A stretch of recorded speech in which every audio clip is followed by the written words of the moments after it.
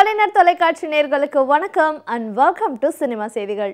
இந்த வாரமும் சினிமா செய்திகள் நிகழ்ச்சியில தமிழ் சினிமால கடந்த சில தினங்கள்ல நடந்த பட பூஜைகள், பத்திரிகையாளர் சந்திப்பு, இசை வெளியீட்டு விழா, ஷூட்டிங் ஸ்பாட் எல்லாத்தையுமே காட்சிகளா பார்த்து ரசிக்கலாம்.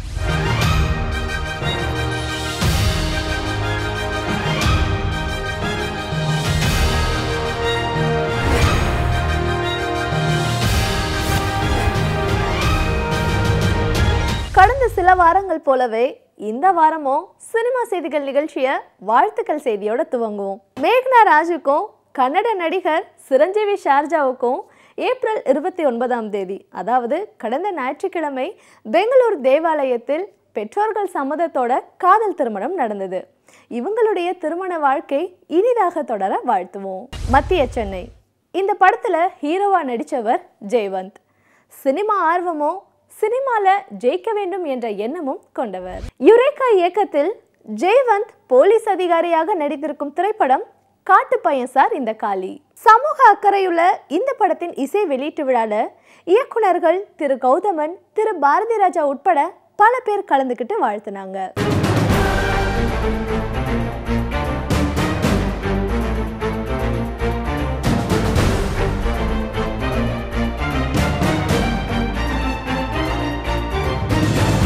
நான் டைரக்டர் யுரேகா பேசுகிறேன்.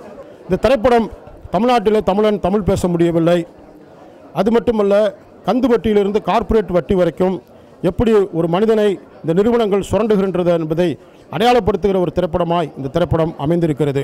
இந்த திரைப்படத்தை பார்க்கும் பொழுதே நிச்சயமாக உங்கள் வாழ்க்கையோடு இந்த திரைப்படம் சம்பந்தப்பட்டிருக்கும் என்பதை சத்தியமாக நான் சொல்லிக்கொள்கிறேன். அனைவருக்கும் வணக்கம். நான் ஜெயவந்த். காட்டுப்பையன் சார் இந்த காளி என்ற திரைப்படத்தில் மைய கதாபாத்திரத்தை ஏற்று நடித்திருக்கிறேன். இது தமிழனின் உரிமையை கூறும் ஒரு திரைப்படமாகவும் தமிழனின் ஆதங்கத்தை வெளிப்படுத்தும் ஒரு திரைப்படமாகவும் இயக்கிய என்னுடைய அருமை அண்ணன் இயக்குனர் திரு யுரேகா அவர்களுக்கு இந்த நேரத்தில் என்னோட நெஞ்சார்ந்த நன்றிகளையும் வாழ்த்துக்களையும் தெரிவிச்சுக்கிறேன். எல்லாருக்கும் வணக்கம்.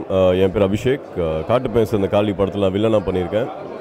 இது ஒரு நல்ல படம். இது ஒரு ஃபேமிலி என்டர்டெய்னர்.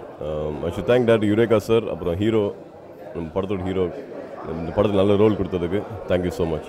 காட்டுப்பையன் சார் இந்த காளின்ற திரைப்படத்தில் நான் ஒரு ரொம்ப டிஃப்ரெண்ட்டான ஒரு சாங் பாடியிருக்கேன் விஜய் சங்கர் சாரோட இசையில். அண்ட் இந்த சாங் ரொம்ப நல்லா வந்திருக்குன்னு சொல்லியிருக்காங்க. அதை பார்க்கறதுக்காக வந்திருக்கேன் நானும். So all the best to the team. மறைந்த நடிகை சாவித்ரி நடிகையர் திலகம் என்ற பெயரோடு புகழோடு பெரும் வாழ்வு வாழ்ந்தவங்க. மறைந்த நடிகை சாவித்ரியின் வாழ்க்கை வரலாற்றை மையப்படுத்தி உருவாகி இருக்கும் திரைப்படம் நடிகையர் திலகம். இந்த படத்துல சாவித்ரியா கீர்த்தி சுரேஷ் நடிச்சிருக்காங்க. இவங்களோடு சமந்தா, துல்கர் சல்மான் என பல முன்னணி நடிகர்களும் நடிச்சிருக்காங்க. இந்த படத்தை இயக்கியிருக்காரு நாக் அஸ்வின்.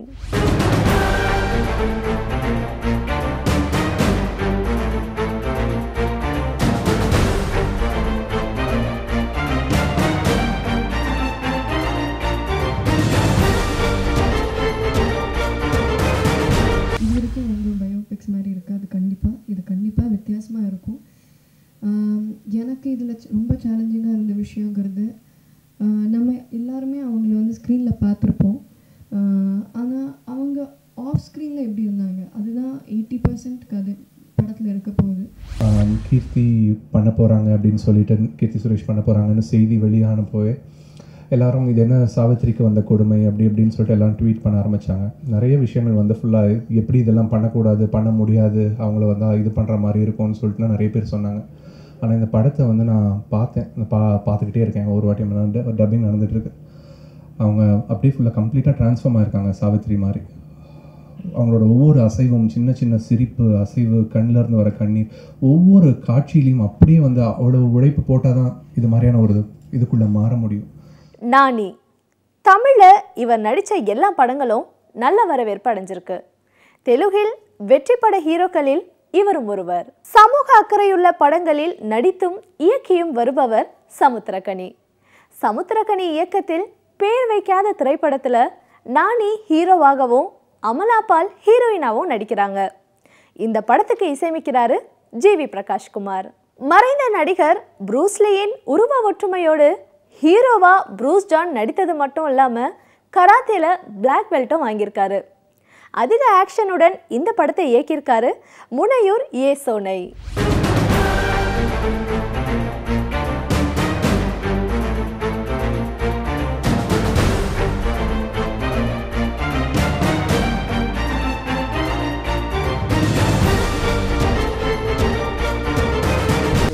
படத்தினுடைய ப்ரொடியூசர் எஸ்கே அமான் நான் தான். அது ஃபைட்லாம் பார்க்க போனீங்கன்னா ஸ்டண்ட் இல்லாமல் நேச்சுராக பண்ணியிருக்கிறதுனால இது மக்களிடத்தில் ரொம்ப எதிர்பார்ப்பு இருக்குன்ற ஒரு நம்பிக்கையோடு நாங்கள் இருக்கிறோம். ப்ரூஸ் ஷான் பேசுகிறேன். இந்த புதிய ப்ரூஸ்லி படத்தோட ஹீரோ. புதிய ப்ரூஸ்லி சொல்லும் போதே வந்து ப்ரூஸ்லி படமா நம்ம படமானு தெரியாது. ப்ரூஸ்லி பண்ண அளவுக்கு நாங்கள் இதில் ட்ரை பண்ணி ஃபைட் பண்ணியிருக்கேன். படத்தில் மொத்தம் 5 ஃபைட் இருக்குது, 3 சாங் இருக்குது. சாங்கில் ரொம்ப அருமையாக வந்திருக்கு. படத்தை பார்த்துட்டு தேட்டர் விட்டு வெளில போகும்போது ஒரு ப்ரூஸ்லி படத்தோட பார்த்த ஃபீல் வந்து கண்டிப்பாக உங்களுக்கு வரும். நான் தான் புதிய ப்ரூஸ்லி படத்தினுடைய இயக்குனர் முளையூர் ஏ சோனை. ப்ரூஸ்லியின் உணர்வுகளும்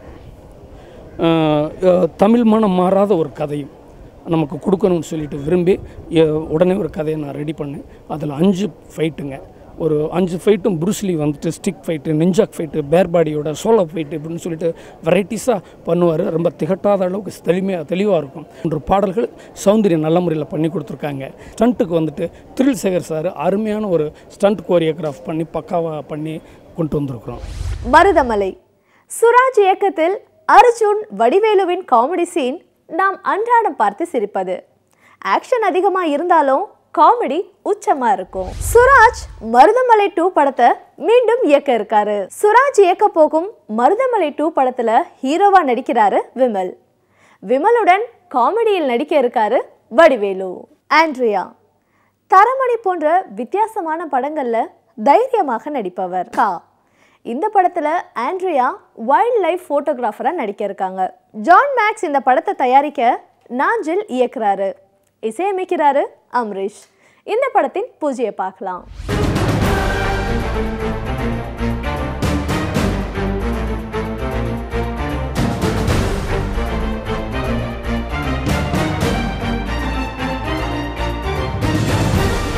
இப்போ நாங்கள் இது ஒரு 6வது படமாக கா என்ற படத்தை எடுத்திருக்கோம்.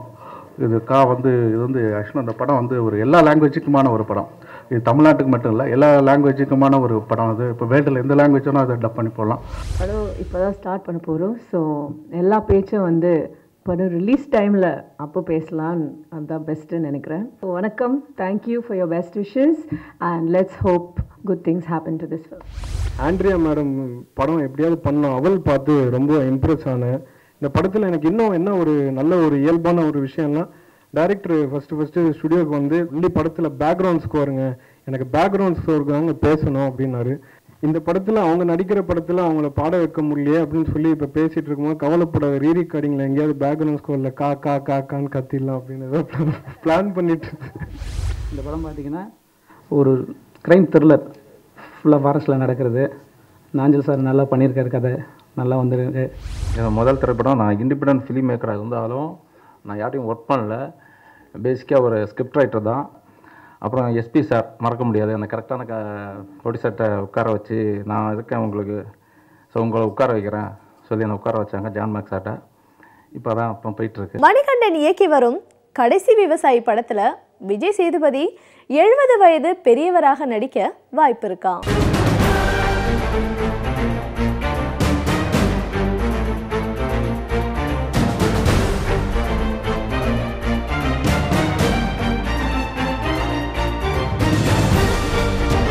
பாஸ்கர் ஒரு ராஸ்கல், அரவிந்த் சாமி, அமலா பால், பேபி நைனிகா, சூரி, நாசர் என பல பேர் நடிச்சிருக்காங்க. இந்த படத்தை இயக்கியிருக்காரு சித்திக். வரும் 11ஆம் தேதி இந்த படம் வெளிவருது. இந்த படத்தின் மேலும் தகவல்களை பார்க்கலாம்.